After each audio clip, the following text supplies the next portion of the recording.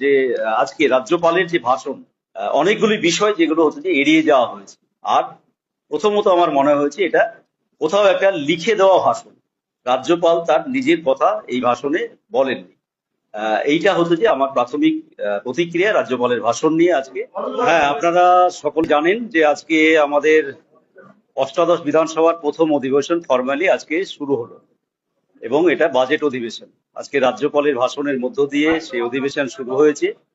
আমি সে প্রসঙ্গে পরে আসছি।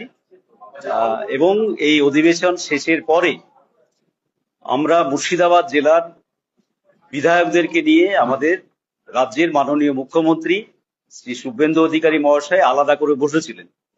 এই কারণেই যে গত মালদাতে যে প্রশাসনিক মিটিং ছিল সেই মিটিং এ উনি আমাদের জেলার বিধায়কদের সাথে কথা বলতে পেরেছিলেন না। সেইখানে অনেকগুলো বিষয় নিয়ে আমাদের জেলার আলোচনা হলো। বিশেষ করে আমি আমাদের জেলার এখন যেটা খুবই গুরুত্বপূর্ণ সমস্যা, যেটা নিয়ে ইতিমধ্যেই আপনারা জানেন যে হাইকোর্ট একটা রায়ও দিয়েছে। সেটা হচ্ছে যে এই যে হকার উচ্ছেদ স্টেশন থেকে এবং বস্তিগুলোতে যে নোটিশ পাঠানো হচ্ছে এবং বুলডোজার পাঠিয়ে দেওয়া হচ্ছে রাতের অন্ধকারে, সেই বিষয়টা নিয়ে হচ্ছে যে আমি আমার বক্তব্য চিফ মিনিস্টারের কাছে রেখেছি। তিনি হাইকোর্টের যেহেতু রায় আছে সেহেতু এই বিষয়ে কোনো বলতে চাননি, কিন্তু একটা বিষয় বলেছেন যেটা হচ্ছে যে রেসিডেন্সিয়ালের ক্ষেত্রে তিনি কিছুটা সময় দিবেন। এটা হচ্ছে যে আমি এটাও বলেছিলাম যে অন্তত বিধানসভাতে কিছু একটা বিবৃতি বা হচ্ছে যে এটা থাকার দরকার ছিল। দ্বিতীয়ত হচ্ছে যে আমাদের এলাকার আমার কিছু ডেভেলপমেন্টের ক্ষেত্রে যেগুলো আছে সেইগুলো হচ্ছে যে বক্তব্য আকারে রেখেছি এবং তুলেও দিয়েছি। জানেন আপনারা যে মুখ্যমন্ত্রী শপথ গ্রহণের পরই কিছুদিন পরই রেলমন্ত্রীকে নিয়ে এসে, আমাদের মাননীয় রেলমন্ত্রী অশ্বিনী বৈষ্ণবকে নিয়ে এসে উনি জলঙ্গি পর্যন্ত রেলপথ করিমপুর দিয়ে সেইটা ঘোষণা করেছিলেন। আমি আমার বিধানসভা এলাকার ডোমকল সাব ডিভিশন শহর সেটাকে হচ্ছে যে জুড়ে দেওয়া এবং তার সাথে সাথে ডোমকল, ইসলামপুর, রানীনগর বিধানসভা, দৌলতাবাদ, বহরমপুর বিধানসভা এইটা কানেক্ট করে আবার বহরমপুরে সংযোগ করার জন্য আমি একটা আবেদন পত্র হচ্ছে যে মুখ্যমন্ত্রীকে হচ্ছে যে তুলে দিয়েছি।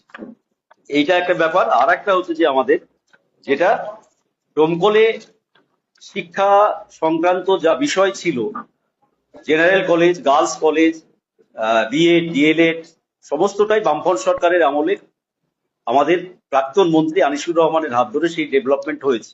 কিন্তু ডোমকলে একটা আইটিআই কলেজের, যেটা বারবার মুখ্যমন্ত্রী সহ বিজেপি সরকার যে অভিমুখ বলছে, সংখ্যালঘু অধ্যুষিত এলাকাতে বিভিন্ন ধরনের টেকনিক্যাল কলেজ বা এই ধরনের স্থাপন করে সংখ্যালঘু এলাকার ছেলেদেরকে যাতে স্কিল করা যায় এবং তারা যাতে কর্মক্ষেত্রে করে, সেই জন্য আমার বিধানসভা এলাকায় ডোমকলে একটা আইটিআই কলেজের হচ্ছে যে আবেদন আমি তুলে দিয়েছি, মুখ্যমন্ত্রীর কাছে হচ্ছে যে রেখেছি। এছাড়াও আমাদের ডোমকলে গত 15 বছরে হচ্ছে যে ডোমকল বিধানসভা এলাকায় বিভিন্ন ধরনের সমস্যা, যা গত 15 বছর তৃণমূল সরকারে আসার পর অনেকগুলো বিষয় যেগুলো হচ্ছে যে পড়ে আছে উন্নয়নের ক্ষেত্রে, সেইগুলো নিয়ে আমরা হচ্ছে যে আলোচনা করেছি। এই বিষয়টা একটা পার্ট। রাজ্যপালের ভাষণের দেখবেন 18 নম্বর প্যারাতে সিঙ্গুরে হচ্ছে যে একটা শিল্প পার্ক গড়ে তোলা হবে, এটা উল্লেখ করা হয়েছে।